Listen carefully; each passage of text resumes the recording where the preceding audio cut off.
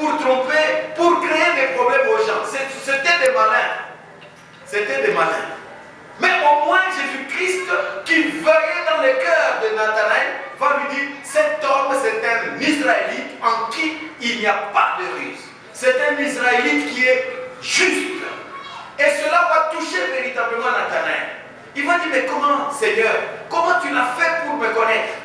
Et Jésus-Christ va lui dire, mais non, je t'ai vu. Lorsque tu étais assis sous le figuier, je t'ai vu.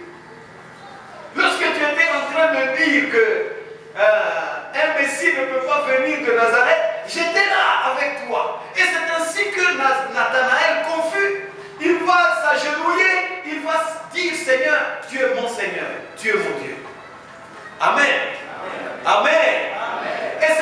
Et cela s'est passé pour beaucoup de gens. C'est-à-dire les gens qui ont quitté leur métier, qui ont quitté leur famille, qui ont quitté leurs amis, se sont rendus compte qu'il y avait quelque chose de puissant, quelque chose de très fort en cet homme qui s'appelait Jésus-Christ.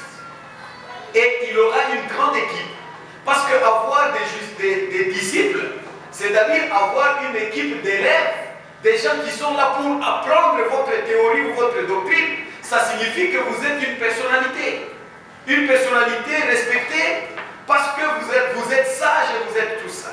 Et c'est sous cet angle-là que Jésus-Christ sera invité à Cana pour participer à la fête. Et il va aller à la fête de mariage. Que Dieu soit loué. Donc notre Seigneur Jésus-Christ n'était pas tout simplement un homme très sérieux qui n'allait pas à des fêtes, il allait aussi à des fêtes. Je crois que nous, en tant que chrétiens, nous devons éviter d'être plus sérieux que Jésus-Christ.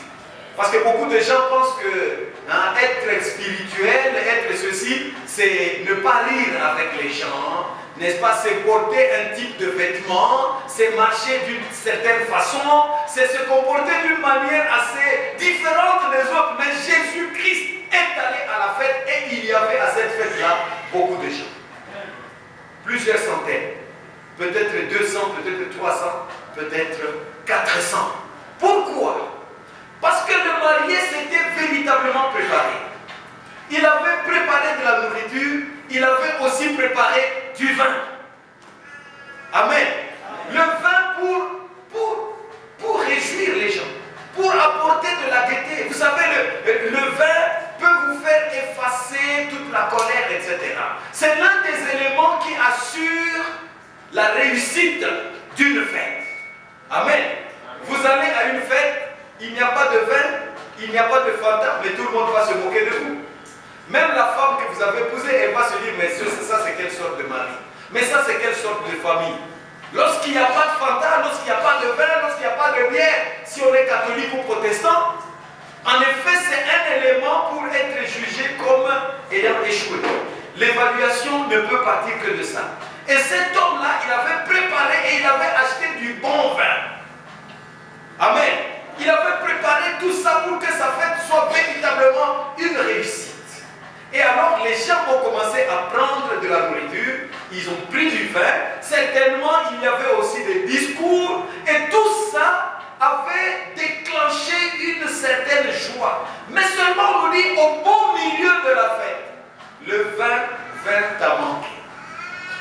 C'est-à-dire les problèmes commençaient. Amen. Au beau milieu de la fête. Quand les gens avaient besoin du vin, le vin vint à manquer. Quand d'autres n'avaient pas encore pris de vin, le vin vint à manquer. Quelle tristesse! Cela signifie tout simplement que cet homme-là avait échoué. Il n'avait pas bien planifié sa fête.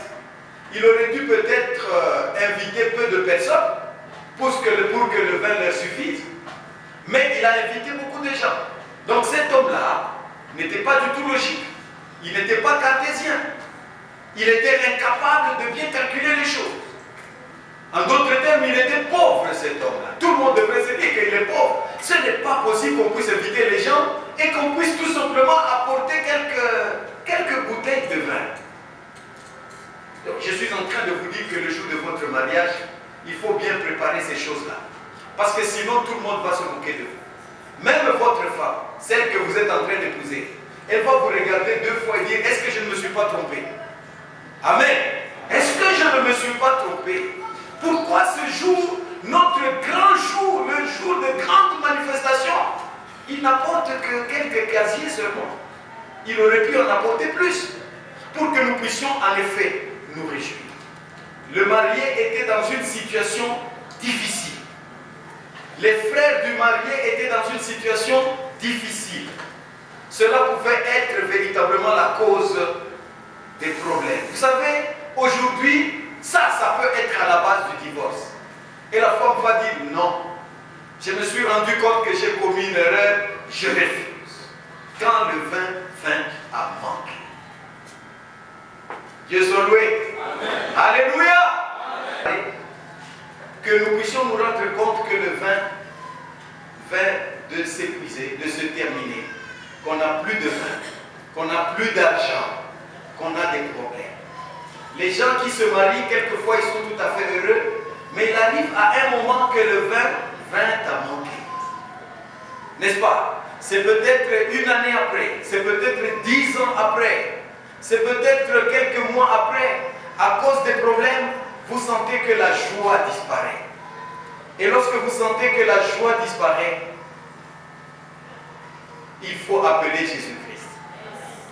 Amen. Amen. Il faut appeler Jésus-Christ. Ça, c'est le conseil pour les mariés. C'est le conseil pour les chrétiens. C'est le conseil pour tout le monde. Lorsque vous sentez que vos efforts, que tout ça vient véritablement de s'épuiser, il faut appeler Jésus-Christ. Et la chose la plus sérieuse et la plus bonne ici qui me surprend, c'est que Jésus-Christ a apporté du bon vin. Le vin qui a surpris. Ça ne veut pas dire que le marié n'avait pas du bon vin. Il a apporté du bon vin. C'est-à-dire le vin humain. Mais ici, Jésus-Christ a apporté du bon vin. Le vin de Jésus-Christ est différent du vin des hommes.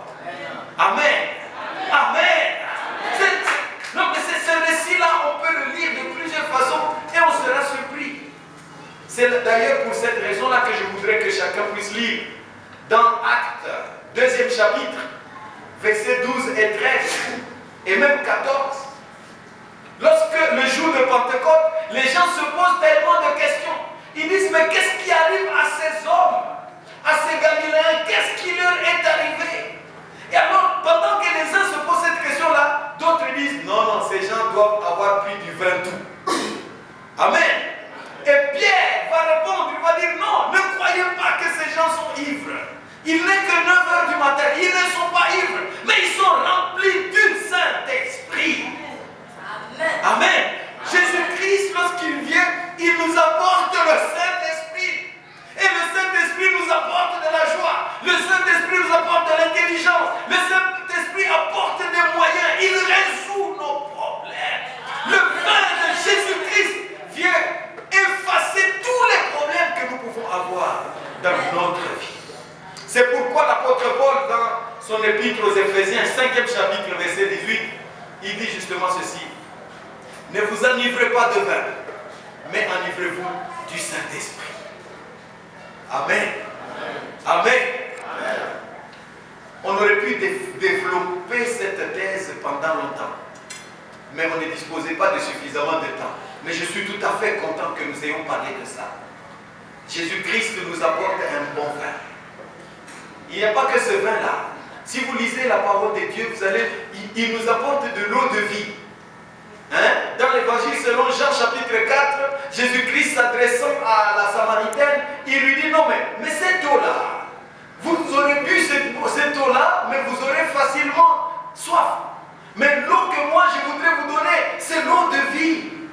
Parce que Dieu est esprit. C'est cette eau qui vous ramène, qui vous conduit vers Dieu. Amen. Amen. Et il va même le dire dans le chapitre 7, mais vous tous qui avez soif, venez auprès de moi. Parce que celui qui croit en moi, ce sont des fleuves d'eau qui vont jaillir de lui. Amen.